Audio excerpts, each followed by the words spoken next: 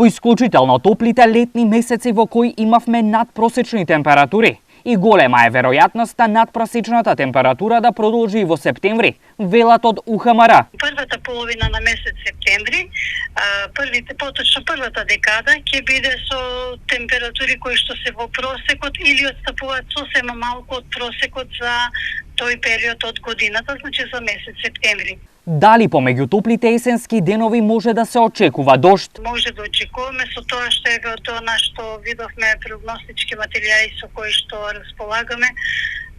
Месецот септември барем изгледа дека ќе биде, барем за сега изгледа дека ќе биде нешто посув.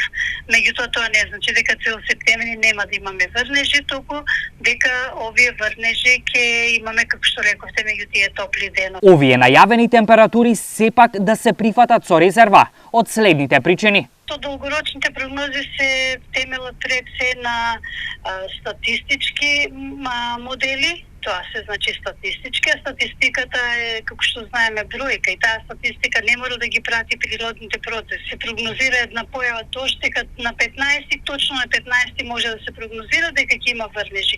Тоа се повеќе се работи со веројатности. Веројатност месец септември или октомври да биде посув, поврнежлив или така. Значи не мора стрикно граѓаните да се држат до тоа дека ете рековме септември ќе е сув, значи нема воопшто да завади. Долгорочните прогнози се темелат на податоци и продукти од Европскиот центар за среднорочна прогноза на времето, но и на останати достапни податоци и продукти, како што се оние од климатскиот сервис на Европската унија.